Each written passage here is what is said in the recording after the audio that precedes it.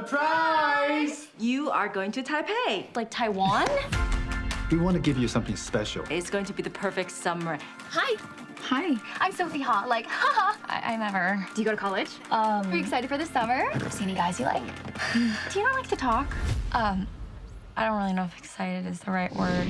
Congratulations on this movie. I know in a weird way, it's probably like birthing a child to the world, you know, having your book come out and then it be made into a streaming movie. How does that feel?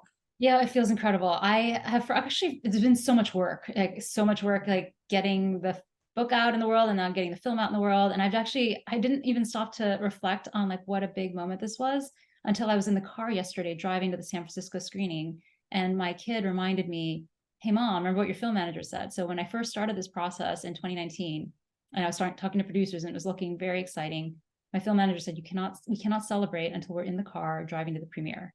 And that just seemed like forever away. And my kid's like, mom, this is the moment. So I paused to do a quick video for social media. And yes, here we are. In that moment, I mean, what was it overwhelming? I mean, what were your first thoughts when, you know, you were like, you know, I'm going to take this moment and really enjoy it? Yeah, I think, you know, it's kind of it's like a tale for life, right? Life is short and we just don't know like how long we have. And so like, there is no time to waste being stressed and worried about things that you have no control over. And, you know, frankly, like, why should we? So I think for me, that's like a reminder there too. Like there's so much going on with the film, but like we should celebrate every victory along the way. Wow, the city is just incredible. Yeah.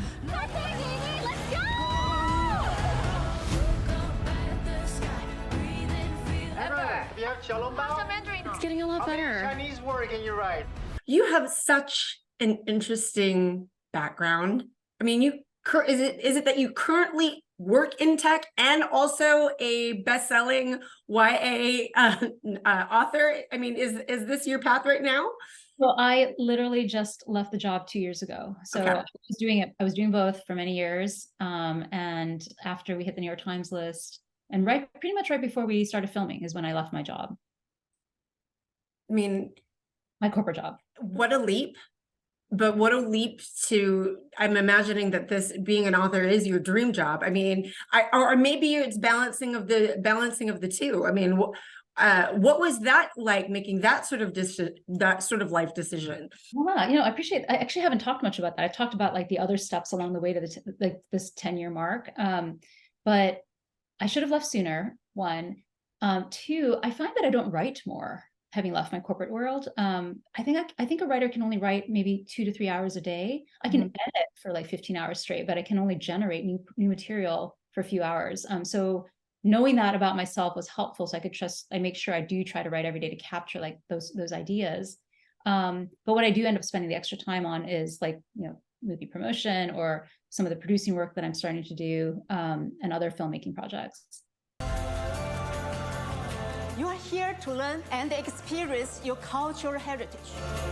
Parents send their kids here because they think it's a cultural program, but we're all here because we know what it really is. Stop! One big party. When the cast was put together, I mean, Ashley Liao is so sweet and she's on screen. There's just this lightness and sweetness that comes. What were your thoughts when she was finally cast as Ever? Yeah, so I was casting. I asked us to cast a wide net. We did an open casting call to everyone because I did know that we would have to cast young newcomers because there just weren't that many like at this age, right? Especially so young. So we did that, and I didn't see all of the tapes that were submitted. I was given like kind of a big subset of them, but Ashley really just rose to the top. And when it, you know, at some point it came down to just 2, and it was really clear like she was just the right choice for Ever. And you know, not only are they such talented actors as you can see on the screen, they're just wonderful human beings. So Ashley is an incredible leader. She was an amazing number 1. Ross Butler was an executive producer, and he really worked to keep all our morale up. He would play music, and just like, he was just super cool and made himself accessible to people. Nico Hiraga, like, he's a skateboard guy. We actually celebrated his birthday when we were there. There's footage out there of us dancing at the clubs. And Chelsea Zhang she's brilliant, and she's really such a grounded person. So I enjoyed the four of them tremendously. I enjoyed all of the cast and the crew. There were like 150 of us there in Taipei in lockdown during COVID together, doing this incredible project. And I can't imagine a more magical experience. This is a love letter to a place that I never knew 8 weeks ago. Now it's part of me.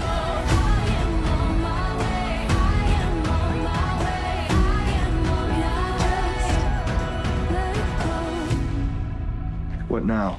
Forever, ever? If I just let go.